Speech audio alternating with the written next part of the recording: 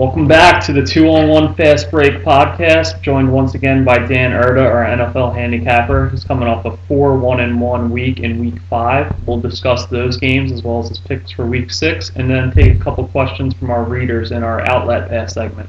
Dan, why don't you start us off with the Bengals-Patriots game last week? You had the Cincinnati Bengals with a pick'em, and that came to fruition. Well, first off, I'm fine. How are you today? I'm great, Dan. We got a lot to cover here, so we're getting right to business. Yeah, but I think we're both good. You're winning a lot of games for us, so all systems go in that department. Yeah, it's looking good. So getting back to that Bengals game, what an ugly game that was. Yeah, even before the monsoon hit. Even before the monsoon hit, it seems like neither team is clicking offensively. It looked the week before against the Falcons that the Patriots may have turned the corner. But as I suspected, we saw last night, which we'll talk about later, Falcons are even worse than we thought. But you know what? It was one of those games that was just disgusting. There was a couple catches. Amendola caught a ball and had a wide open path to the end zone and kind of fell at the 1 yard line. Edelman couldn't catch one in the end zone. And, I'll take the wins how I can get them. Yeah, that was Brady's streak of 52 straight games with a touchdown was actually snapped.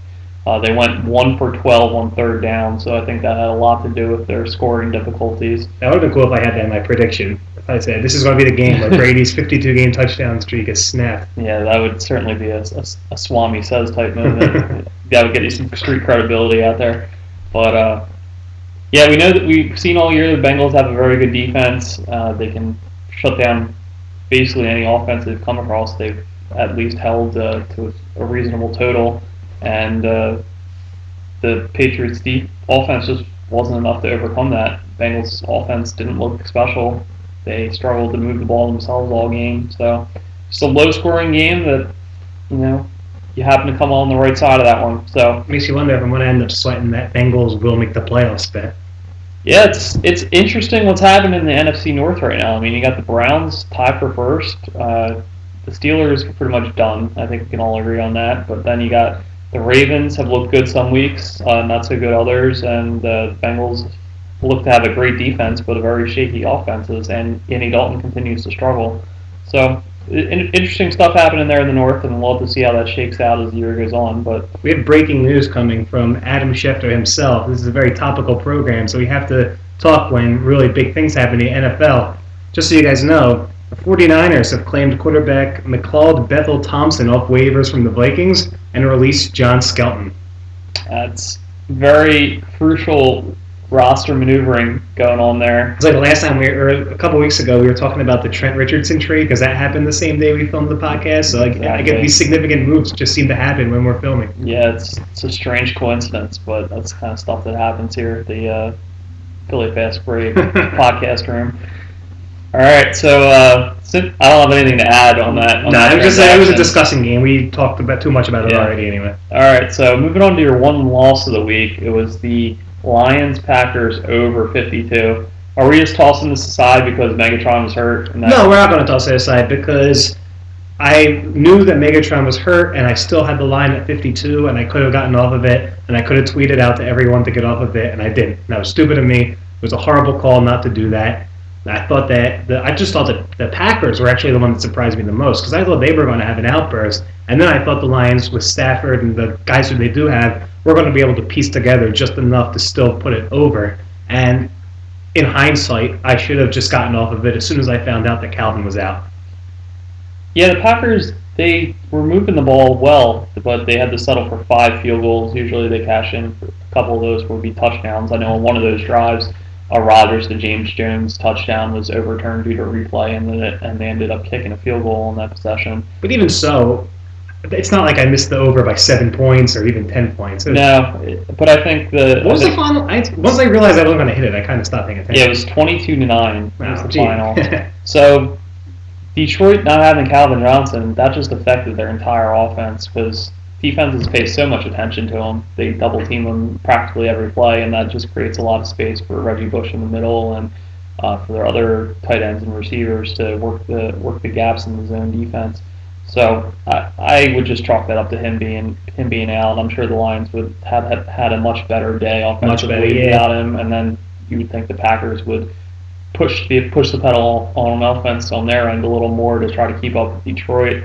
Eddie Lacy had 23 carries. That's not typical Green Bay offense like we've become accustomed to. They really don't run the ball that much, but that's just kind of how the tempo of the game went. They saw that Detroit wasn't moving the ball effectively, and that I think it was a snowball effect from there. Yeah, that was, again, you could blame Calvin Johnson all you want, but I had the chance and I didn't do it, so I gotta eat that one. I will blame Calvin Johnson. He ruined the over, and he ruined my fantasy teams last week. So come back soon, Calvin.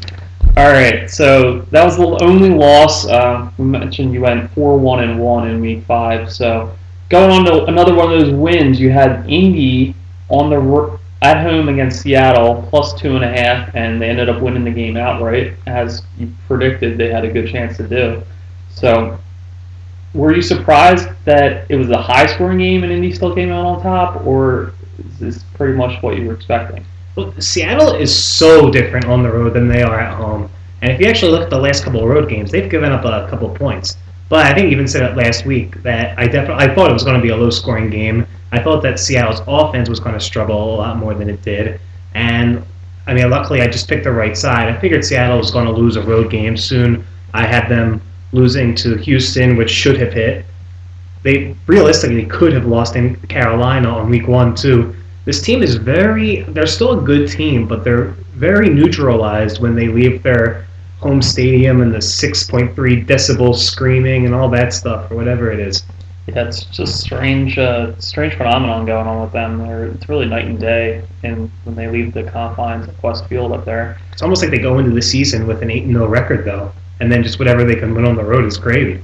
Yeah, it's a nice advantage to have when you can just go 500 on the road, and you probably lock up a home field bye for the playoffs.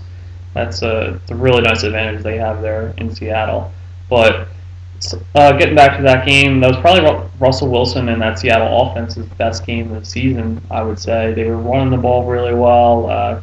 Russell was getting back, doing some read option stuff. He had some rushing yards in this one.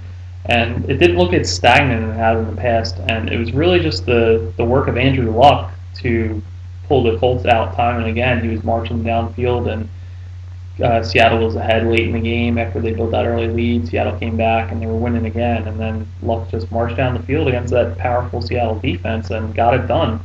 So he looks like, I mean, we're going to talk about him a little bit later. He looks awesome. He looks great. He looks incredible. Even he's not putting up incredible fantasy numbers, and that's all people talk about now is like touchdowns and such. But just watching that guy play, he looks like, we're talking like young, the way that guys like Elway and Manning looked the first couple of years they were in the NFL. Yeah, and he even kind of bypassed that initial struggles that those guys used to go through. I mean, Manning had a rough rookie year himself. He threw a lot of picks, hit over 20, I believe, in his rookie season. So yeah, it's just not that early learning curve. So sky's the limit apparently for Andrew Luck and that Colts team right now. Yeah, kid's a stud. That whole worry last year about how maybe RG3 was going to be the better quarterback of the two, I don't think that's going to happen. I don't either, and we will touch on that further later in the Outlet Pass segment. So, moving on to the next game, we had the Philadelphia Eagles. You liked them getting 2.5, and that was another team that is you took the low underdog, and they ended up winning the game outright. And should just played all these money lines. Yeah, especially the Patriots were even 2-point favorites by the time that game kicked off. Yeah, it's true, but you like to have that little cushion just in case it's a close game and that help with Seattle winning that 1 or 2. Yeah, help with Seattle if teams kick a late field goal to go up by 1 or 2. We saw that in the Monday night game, and it's nice to have a couple extra points in the bank like that. So, is there anything more we can say about how bad the Giants' defense is? You didn't have to say defense. You could just say how bad the Giants are. Yeah, I'm sorry. Their defense is brutal. How bad the Giants, period, are, because right now their offense is just turning the ball over left and right. Eli looks completely frazzled out there, which is incredible considering the guy has won 2 Super Bowls. Have you ever seen a quarterback with this much experience and playoff reputation just fall apart like this? Well, it's a fun fact that he's the first Super Bowl winning quarterback ever to start off the year 0-5. And if Ben Roethlisberger loses next week, he'll be the second. Wow. So, really a down year for past Super Bowl winners. Joe Flacco's loving his 3-2 record right now. Yeah, he looks great, in spite of his 5-interception game a couple weeks ago. But we saw Eagles look good even when Vic got hurt. Foles came in and he looked strong. He led a couple scoring drives of his own, and the defense, did just enough. The Eagles defense wasn't great, but it was not great. They picked Manning off 3 times in the span of 9 plays there in the second half, and did just enough. I mean, Nix had a huge day. Cruz did well. Randall had a couple scores. Yeah, I wonder if you're talking about 3 guys like that, Nix, Cruz, and Randall, just with 3 weapons like that alone, how is that team 0-5? Yeah, it's really shocking. I think a lot of it has to do with the offensive line. Terrible. And the running game can't get going, and Eli is getting sacked a lot, but still. The most impressive thing anyone on the Giants did was David Wilson doing 2 backflips after his touchdown. Yeah. That was quite the acrobatic feat, and then he ends up. And then getting out for the game, and he's out for this week too. Yeah, so maybe you should have conserved some energy. So that was another win for you. Moving on to the Cardinals-Panthers game. The one you disagreed with. The one I disagreed with you on. 2-0 on you now. Yeah, you like the Cardinals +2. I thought Carolina was going to win that one. And I feel like Carolina outplayed them. The Cardinals aren't good. The Cardinals are terrible in offense. That offensive line is a sieve. Carson Palmer looks shaky back there. Part of it has to do with his protection. Part of it's due to the fact that I don't think he's very good as a quarterback. And, I know the Cardinals' defense is solid, but, man, 3 picks and a lost fumble for Cam Newton. He got sacked 7 times. And the game was there for the taking. Panthers were up 6-3 at half. I mean, put some touchdowns together, and they can probably cruise to an easy victory. But wasn't to be. Cardinals. The Cardinals. I'm proud of that pick because the Cardinals were the better team, but they're not good. Last week when we went over why I was picking them, I pretty much was more along the lines of I think the Panthers are going to lose this game more than the Cardinals are going to win this game, and that's pretty much exactly how it worked out. Yeah, it sure is. The Panthers lost the game would be a apt way to describe that one. So I don't think much more needs to be said about that. I think that was two pretty bad teams at this point, and I think Panthers, they have some pieces, but I don't know, it doesn't look like they're going to put it together. No, they need a new coach, big time. Yeah, Ron Rivera is outstayed his welcome. I think he makes a lot of those bonehead decisions that get written about on Tuesdays, and he also just.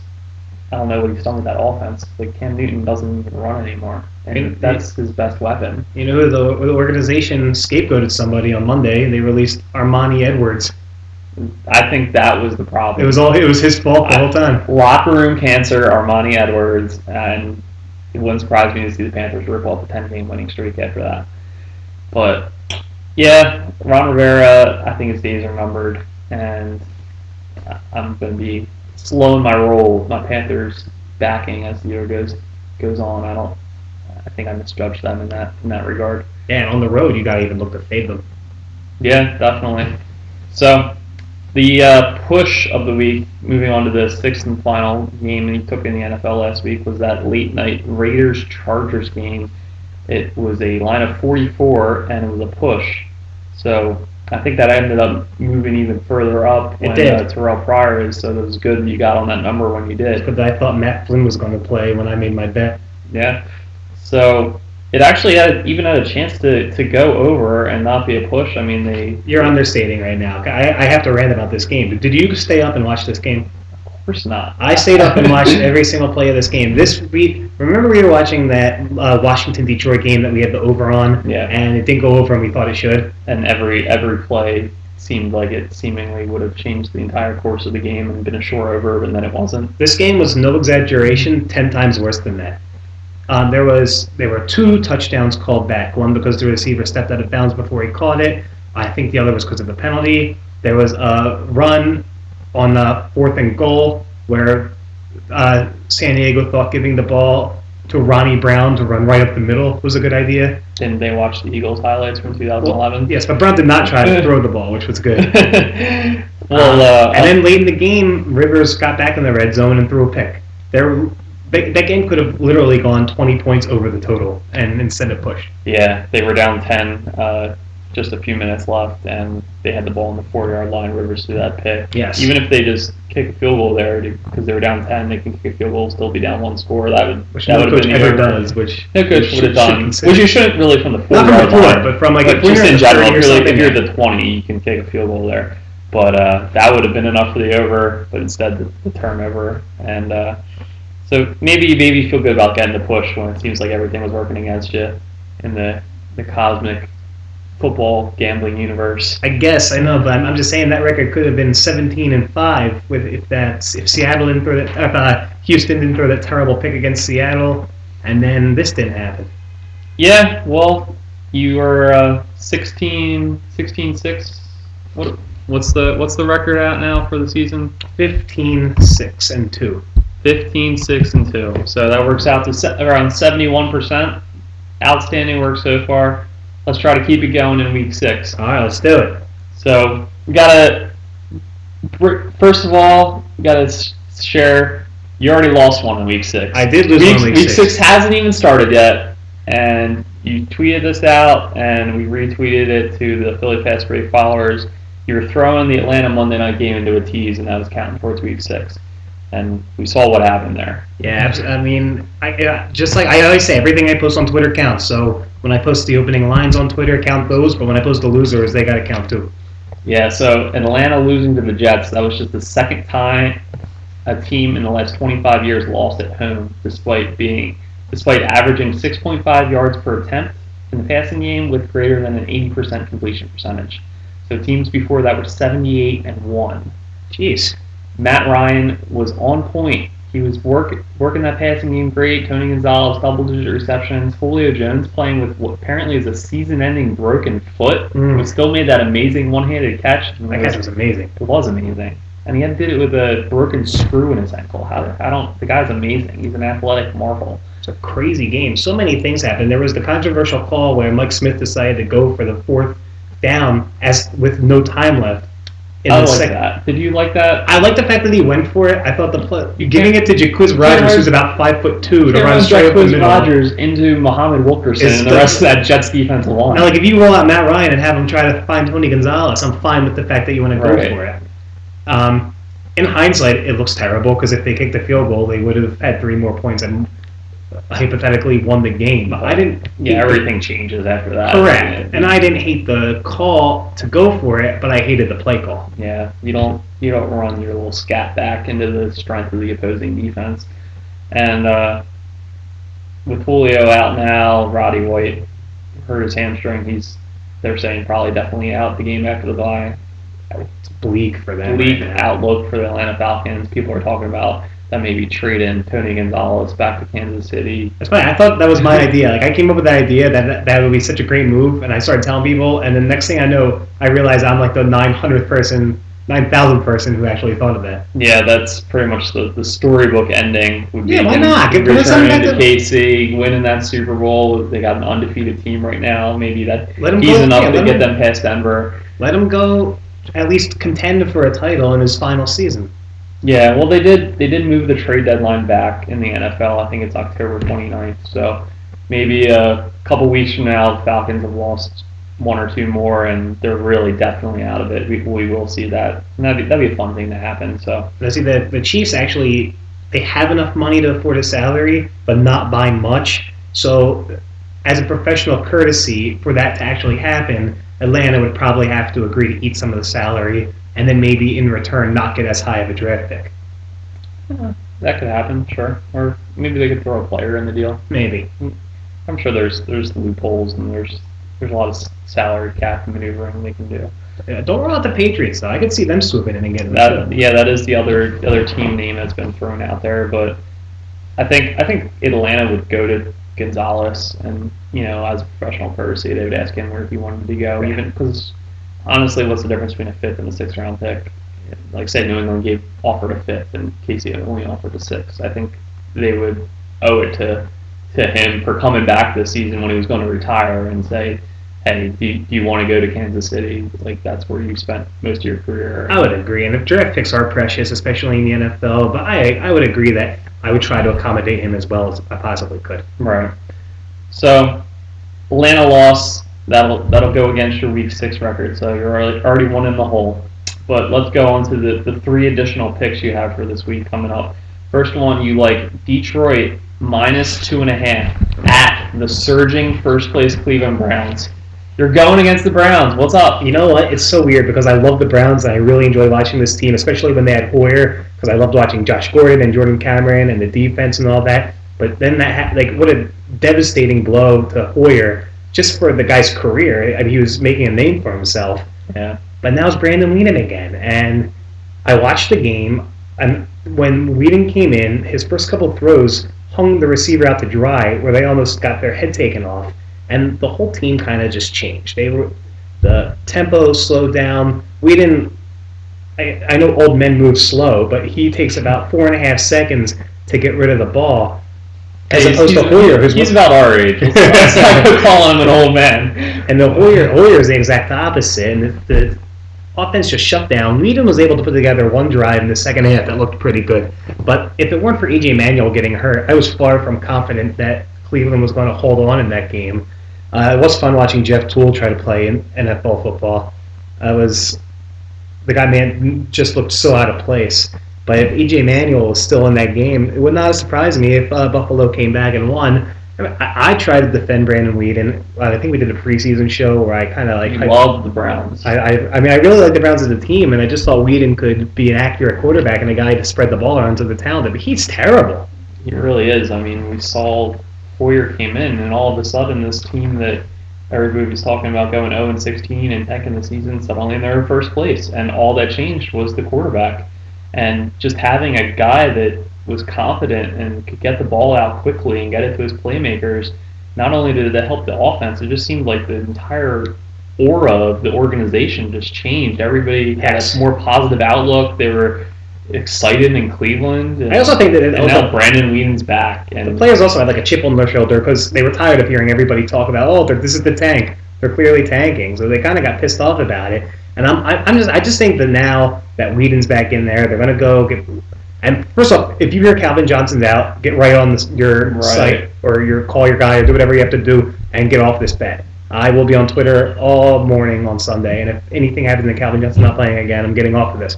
But as long as he's playing, I think that Detroit has what it takes to win by at least a field goal, probably more. I'm thinking a 10-point win. I agree, and Calvin said that it came down to warm-ups last week, whether or not he played against Green Bay, and he just wasn't able to go by the slimmest of margins. So it'd be very surprising if he's out again, but again, you got to keep an eye on that. So I agree, Brandon Weeden's not the answer in Cleveland, and Detroit with Calvin back should be able to take care of business. I think and then Cleveland has a game in Green Bay and then a game in Seattle. So 2 really tough opponents coming up, and I think it was a great story for the first couple of weeks of the season. I think it's about to come to the end, and Mike Lombardi might end up getting his top 15 pick anyway. It's certainly probably a top 15. Top 10 or whatever. He wants he's hoping for top 2. But 3 wins, he might already be out of that running. So. Going on to the next one, you like Seattle -13.5 at home against the Ryan Fitzpatrick, as he's known in some circles. It's a good one. Did you make that up, or is that? I didn't. I think that's a Grantland bad quarterback league designation for him there. So he's leading those Titans, and they're Seattle back at home. We just talked about how they're a different team there. So is 14. Obviously, that doesn't scare you off. I mean, it's a lot of points, but I love this bet. I absolutely love this bet. This was actually going to be the next game in the tease after Atlanta was supposed to win on Monday night. But I'm not even going to take the tease now. I think Seattle is going to dominate. The bold prediction of the week is I could see Seattle winning by more than Denver wins by this week. If you look at the box score and you look at it on paper, it looks like Tennessee hung tough with a 4-0 team last week. Had a lead in the fourth quarter, played pretty well. A long run for Chris Johnson. Fitzpatrick ran in a touchdown. It looks really good. I saw a lot of that game. It was not good. The touchdown to Chris Johnson was on a broken play. Granted, it still counts, but it wasn't like they designed something. It wasn't like Chris Johnson did anything good. He caught the ball. He wasn't even supposed to be getting on the play and just happened to have all the space in the world. Ryan Fitzpatrick's run, he was in the red zone, but the run itself was also in a broken play. The offense itself looked out of sync. You got Jake Locker. People don't realize how good he actually became and how good he was doing because he at least scrambles and gives these receivers who are not very good a chance to get open. Ryan Fitzpatrick is not as mobile and is not as accurate. And I just think going into Seattle, this team's not going to score more than 14 points this week. And Seattle, they're going to score a defensive touchdown. I'm thinking this game could be like a 35-13 kind of thing. I could certainly see that happening. The Titans' offense is just not the same with Fitzpatrick in there as opposed to Locker, who really seems to be coming on in his second season. And then offensively for Seattle, they got their act together a little bit last week in Indy. That was their best rushing performance of the season. So although Tennessee has been playing very well defensively this year, I would look for Seattle to just be able to have their way when they have the ball. So, yeah, 2 touchdowns is a lot, but I think Seattle's a much better team, so I got to agree with you on this one. If Seattle can be up by 9 or 10 in the mid-third, fourth quarter, Fitzpatrick's going to have to throw the ball all the time, and there's going to be a couple picks right there. Yeah, we might see a Matt Schaub go down. Is that a thing yet? Can we just calling them Matt Schaubs yet? But I kind of feel bad for the guy now that these crazy Houston fans are going to his house to harass him. Yeah, that's crazy. Get your priorities together, people. Like that's my question. It's just a game. You're not even playing in it. You're just watching a game. Like I'm wondering what Wondering what that Philly fan was doing in Houston. Yeah, it had to be Philly fans, right? They're the only people in the world that do crazy things as sports fans. Nobody else. So yeah, they really went above and beyond to fly down to Houston to do that. So Detroit, Seattle, and then the third and final game you like is something we've seen a lot this season. You like the Bills at home getting 7.5 points against the Cincinnati Bengals, another team that you seem to be on one side or another each week. It does seem like the same teams keep coming up every week, whether it be Seattle, Cleveland, Buffalo. Just teams I think I have a feel for. And all I have to say is in Thad Lewis, I trust. Yeah, Thad Lewis' second career start in his NFL career. He's been kind of a journeyman, and they opted not to go with Jeff Toole, after he looked pretty poor against Cleveland last week in the second half. If they went with Toole, I would have laid up to 20 with Cincinnati. Yeah, he looked awful, but he's an undrafted. Was he undrafted? He was undrafted. His college record was 4-17. Yeah, so I think he's just happy to be collecting NFL paychecks at this point. Even though Thad Lewis lost a lot of games in his college career at Duke too, he was kind of drafted. He was used when Duke started the new system that they use now. Now they go to bowl games and they're a good team. But when they got a new staff and decided this is what they want to do, he was the first guy to run it. Because of that, he was not polished at all. That's why he was undrafted, and he was kind of brought to the league as a project, not a guy like so many people do nowadays who come in right away and become stars. This was a guy who they said, okay, this guy's incredibly fast, he has a really good arm, we're going to take him, he's going to be on the practice squad, and maybe there's a chance that down the line he could be molded into a decent quarterback, which every once in a while that happens, it usually fails. But he's had progress. He started one game for the Browns last year, he threw for over 200 yards at Pittsburgh, which they had a very good D last year. And I just think that, obviously, E.J. Manuel is much better than him, but right now, a raw E.J. Manuel in his point of his career, I don't think they're all that dissimilar. Well, this will certainly be the litmus test. They're throwing him to the wolves a little bit, going against that Cincinnati defense that just did something that hadn't been done to Tom Brady in years and years, which was not allow him to throw a touchdown pass. It's really odd, though. Cincinnati has a crazy history of star quarterbacks keeping them in check. But then anytime they see a quarterback who there's not a lot of film out there for, or they don't know that much about, they struggle. Brian Hoyer tore them apart a couple weeks ago. That's true, yeah. I gotta give you one thing, and I've been reciting this all week, so forgive me, but what quarterback in his last 11 games is 220 for 359. I was getting a phone call as I was reading that. For 2,242 yards, that comes out to 6.24 yards per attempt, 9 touchdowns versus 11 INTs, 4 lost fumbles, and 33 sacks absorbed. and that's Andy Dalton. Doesn't sound good. No. Pretty much halfway through last year, teams realized we're just going to make sure A.J. Green doesn't destroy us, and Andy Dalton can't do anything with anybody else. No, he really can't. The Cincinnati offense has just been struggling all season long. Yeah, as you mentioned, teams are stacking their secondary against A.J. Green to try to limit him, and they keep giving Green Ellis a lot of carries, and he's just a plotter at this point, and it's not really. And I'd like to see him get Gio Bernard more involved, but Bernard looks more like the kind of Darren Sproles kind of back anyway. They don't have like a standard running back. They have the bruiser, the guy who you want to run in, like the Lindell White kind of thing, where you bring him in on the one and run in. That's what Green Ellis is. And then they have like the Sproles kind of guy in Bernard who catches passes and is really quick. But they don't really have just like a prototypical running back. I gotta disagree. I think Bernard could be that guy. I think he's just trying to find his way at the pro level right now. I could buy that 100%. I think he's the complete package, but I just don't think they have a very dynamic offense, both in their game planning and with Dalton back there. I just don't see a lot of progress made by him since he's been in the league. It's pretty much still just chalk it up to A.J. Green and see what happens. Yeah, I don't think Jay Gruden's very good at all at what he does. He's their offensive coordinator, and he does not. He's very vanilla, and when you have A.J. Green and you start to go vanilla, that's why A.J. Green is not putting up any fantasy points this year. Yeah, with Mike Zimmer as the defensive coordinator, he's probably one of the top guys in the league in that role. You would think at this point they would have been able to kind of get over the hump. They kind of are stagnant whenever they get into the playoffs year after year, and I think a lot of that blame has to go on the offense because the defense has been a consistently top unit throughout the years.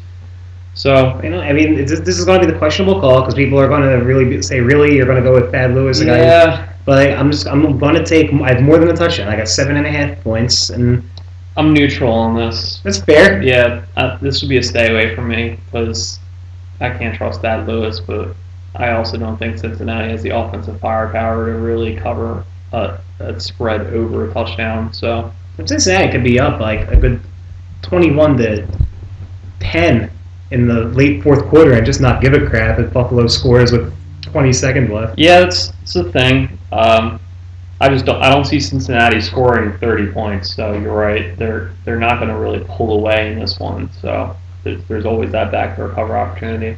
I'm just going to ride this the Bills at home train until Bills at home has been treating you well, so we'll go once more into the night with that one. So that concludes the Week 6 picks. Again, you had the one loss already on the board, and then Detroit minus 2.5, Seattle minus 13.5, and Buffalo plus 7.5. So now we're going to move on to our Outlet Pass segment, taking some reader questions. Again, you can send them to us at PhillyFastBreak or to our email, which is admin@phillyfastbreak.com, or via Facebook. We got a couple good questions this week, so let's move on to those. And the first one was from Anthony Pedersen, a guy we know is a big football guy, knows a lot about the game. He asked us a fantasy question regarding the Falcons, which was, now that Julio's out for which probably the season, and if not the season, a very, very lengthy period of time, and Roddy White, he's got that hamstring injury in addition to that high ankle sprain. He's probably out for Week 7, they're saying, maybe beyond that.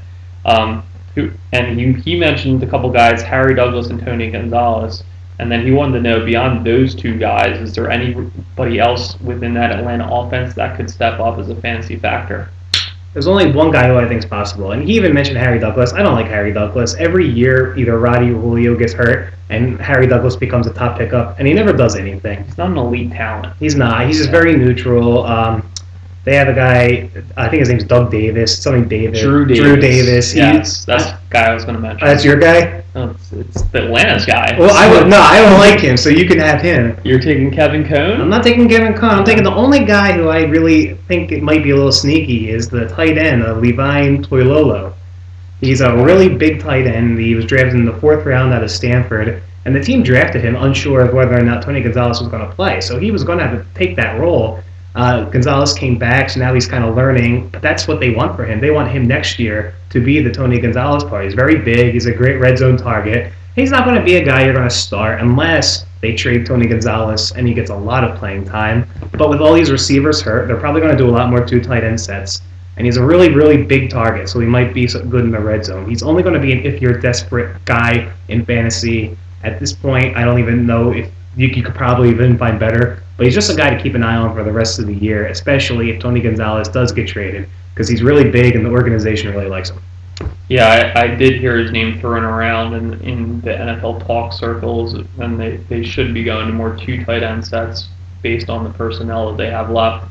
So at the running back position, Steven Jackson's going to be back, but I think with the three guys there that kind of cancel each other's out fantasy-wise, they're going to be stealing too many touches from each other. And then, as we mentioned, Harry Douglas, not really an elite talent. He's just a guy, a jag, as they call it in the business. So replacement level. Tony Gonzalez got a target. If you can, get a trade for him, he's obviously going to have a lot more work coming his way. We saw double-digit targets against the Jets. So that obviously got a target, but I think everybody knows that, so maybe not a situation where you can buy low. And you mentioned their second tight end. The guy I want to throw out there is Drew Davis. He's their other wide receiver next down on the depth chart, guy that's never really gotten a shot to see significant snaps. They're talking about him maybe filling in on that flanker position that Roddy White plays. So if Roddy White's out, maybe just roster him. Obviously, don't start him and see if they give him some targets, see if he gets an opportunity. But overall, Atlanta their outlook doesn't look good on offense. Their offensive line play has been terrible this year, and that's been a big problem as far as that goes. So that really limits what they can do. So I would look to anybody to really emerge in Atlanta as an elite option and every week, not an elite option, but an every week starter. I don't think somebody's really going to pop up. Yeah, this is definitely a wait and see approach with the two guys who we said. Obviously, you don't start them this week, don't start them next week. Don't start them on the bye. Oh, you're right. They do have a bye, and by then Roddy White might be back. So they're saying he's probably out for week 7, even with the bye. Even with the bye. So there's a couple names, but I don't think anybody really jumps out at me as somebody you have to go and grab. Bottom line is it's very, very bleak for Atlanta right now. Yeah. So. Who was the next guy the question was from? Next question came via Facebook from a buddy of mine named Michael Torgman. He is a sports bettor as well, and he reads the column. He's a loyal reader. And go ahead and give us his question. So he asked us to rank the sophomore quarterbacks and I kind of read this as where are they now, kind of a power ranking. It's not a long-term thing. Is that how you took the question? That's fine. I could do it like that. Where you want to do it for this season? Yeah, just kind of like where they are at this point in their career. The question is, do we count Kaepernick in this group? I threw him in there. Obviously, he was drafted in 2011, so it's his 3rd year in the league. But everybody kind of lumps him in with these guys because it's his 2nd year as a full-time starter. So I threw him in. So, top of the list, Nick Foles. Nick Foles obviously is a sophomore quarterback, and he will be starting this week against Tampa Bay for the Eagles, but he only has a half of work this season, so we're not going to talk about him. No. So, you want to go from the bottom up or the top down? Go from the bottom up. Bottom up. We're going with the big. We're going with the big 4, right? Well, there's 5 kind of big names, and then no, you're right. Tannehill. If you're going to go with the bottom, you got to start with Brandon Weeden. All right, so we'll go with the 5. So, because I put Nick Foles ahead of Brandon Weeden right now, seriously. I would too. So I just want to read Brandon Weeden's stat line so we can all recognize how bad he is. 54.5% completion percentage, 2 touchdowns against 3 interceptions, and only 6.5 yards per attempt. He's awful. He's bad. Moving on. At number 5, right now, I have to put RG3. It's really, really sad, but I have to agree with you. He's not looked the same this season, and it's because they've taken the read option out of the offense, and he's talking about he doesn't want to do that anymore. He wants to be Peyton Manning in the pocket, which is fine. You can have that element to your game, but what made him special was that threat of running the ball, and with that out of the equation, He looks average. That reminds me of when Donovan McNabb decided he didn't want to run anymore and started insisting that he was a pocket passer, and he would start giving up wide open lanes that he has to run for first downs just because he was trying to prove a point. But I'm not necessarily sure this is rooted in stubbornness. I'm still not 100% sold that he's healthy. 100%. I don't think it's stubbornness. I think it's like fear almost, like fear that his career is one more hit away from ending. I think it's looking more and more clear that the right move was to start the season with Kirk Cousins and get through the first couple games and then reassess after the bye week. Let him come back completely healthy. Cousins could probably have, managed things well enough that they'd be 500 or so after. Yeah, they have plenty of offensive weapons. Although the defense is brutal. Yeah, then I'm sure they didn't expect the defense to be as bad as defense in the NFC East in general is atrocious. NFC least this year. So Griffin only 62% completion, that's actually pretty good. But then 7.1 yards per attempt is the worst of the 5 guys we're going to talk about. So with that and the rushing component taken out of his game at the moment, I think we agree he's at the bottom of those 5. We're going to agree on 4 too, I'm sure.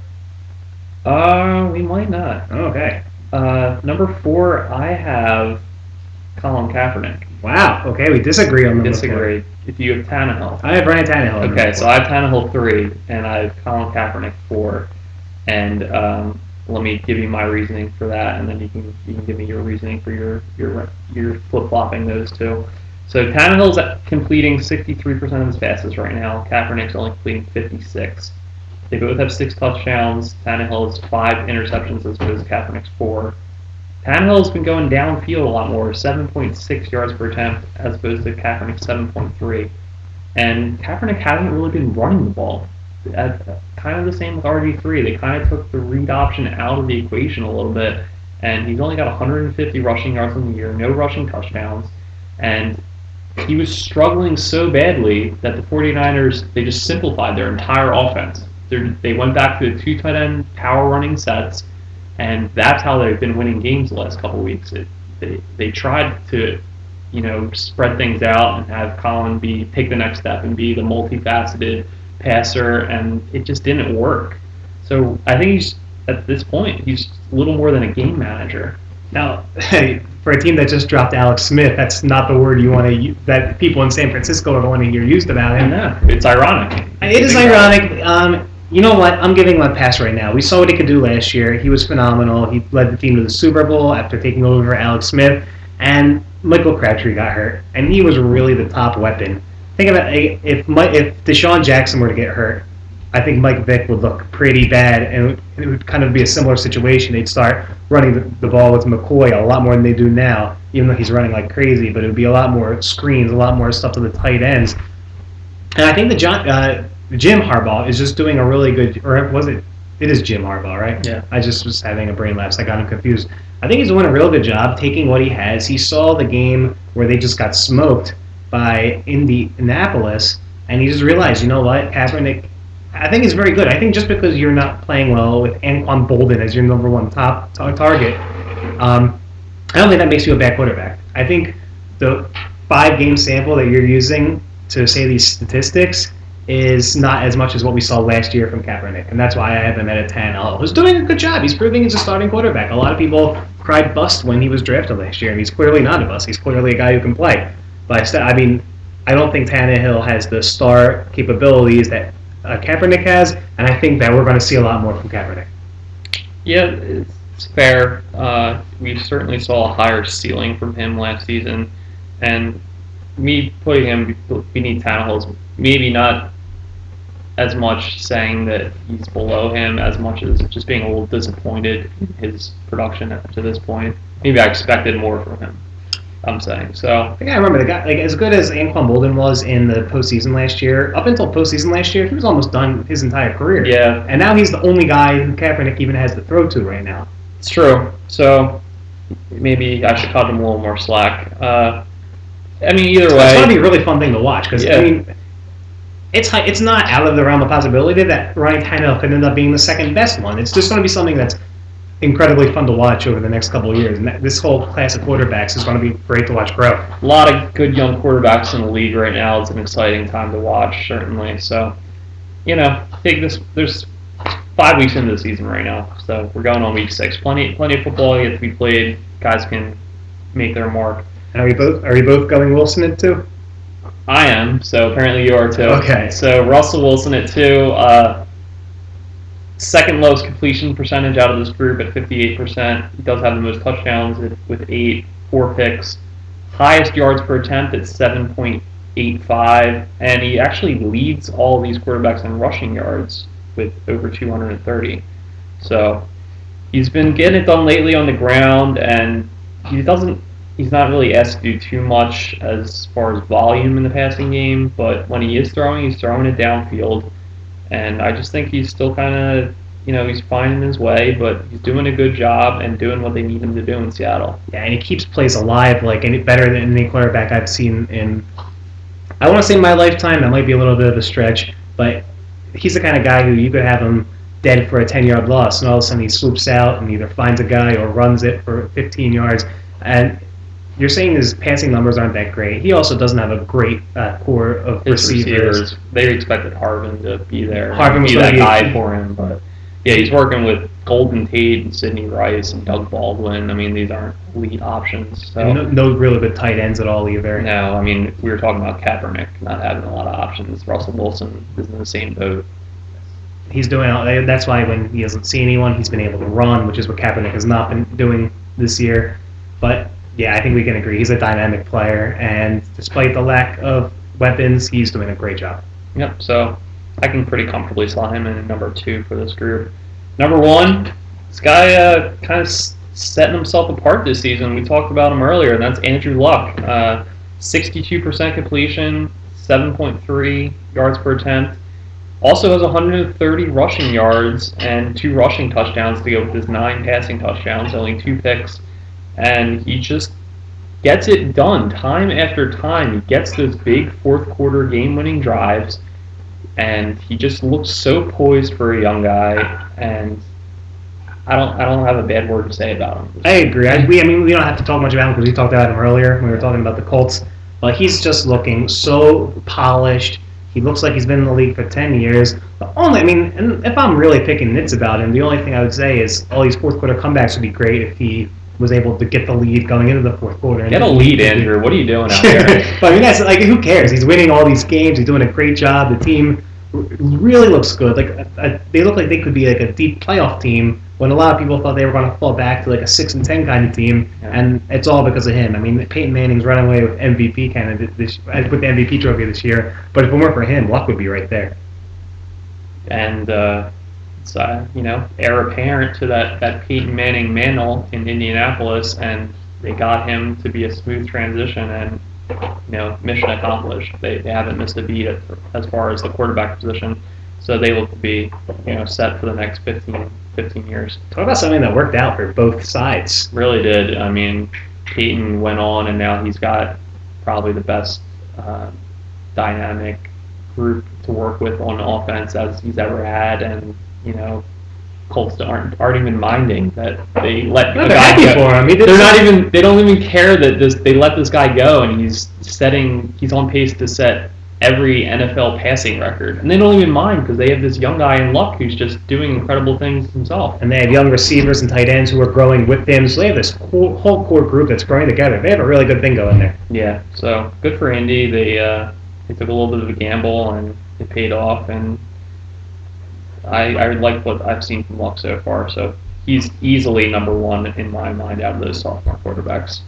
So great question, and keep them coming. As far as the NFL goes, we do have one NBA question from Kirill Palatnik at KMax732. He gives us a good question each week, so we appreciate that. And he's asking, and I gotta pause to make sure I pronounce this right, Jonas Valanciunas, and he's the center for the Raptors, for those of you that aren't up on your Lithuanian ball players. Does he make the leap this season?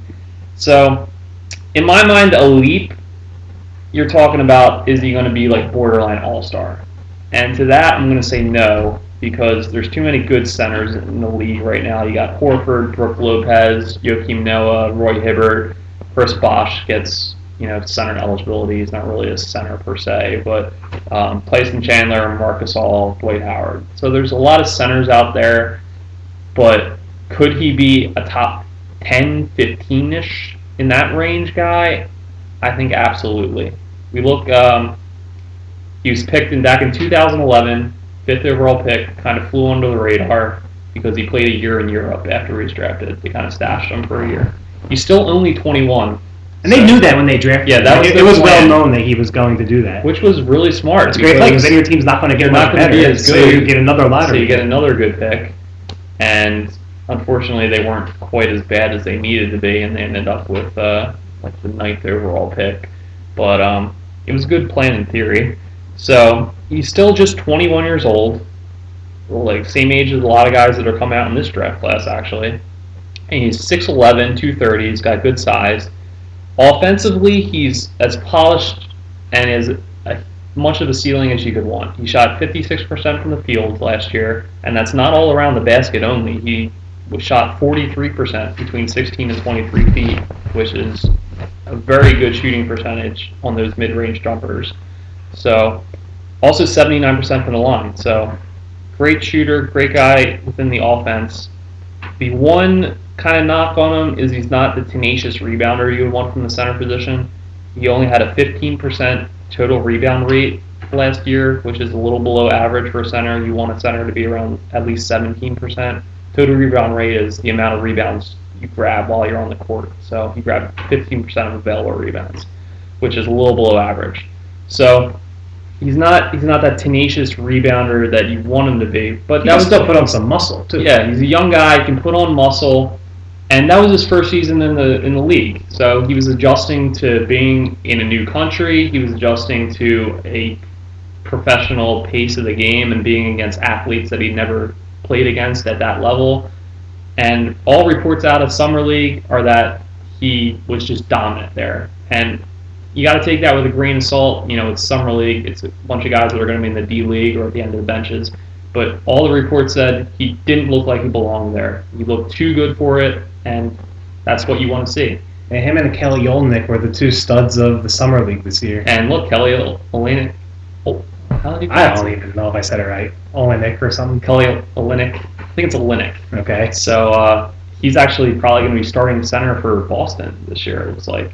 So, guys can make a name for themselves in Summer League, and Valanciunas certainly stood out there. And then the first preseason game the other night, he only played 27 minutes. It's preseason, but he had a double-double, 10 and 10, and 2 blocks. So he looks good so far. Great performance in Summer League. I think he can definitely step up to be a not an all-star, but that next group of guys beneath the all-stars. You're just talking 10, about right now. Later on, he could be an all-star. Sky is the limit. I mean, if he can put it together on the defensive end and get with a coach that can teach him good defensive rotations and be kind of approach what Joakim Noah does on the defensive end. Obviously, he's a stud in that regard, but guys can progress and learn some things on defense.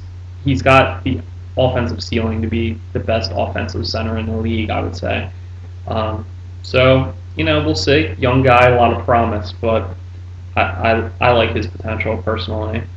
So thanks for the question, Kirill. Everybody else, make sure to, again, get your questions in at Philly Fast Break or via email or Facebook. A lot of ways to get in contact with us. And appreciate all the questions. And got 3 games on the docket for this week. Let's hope they're winners, huh, Ned? Yeah, let's go get them. So far, it's been a great season. Let's keep it going. All right. Thanks, everybody, for tuning in.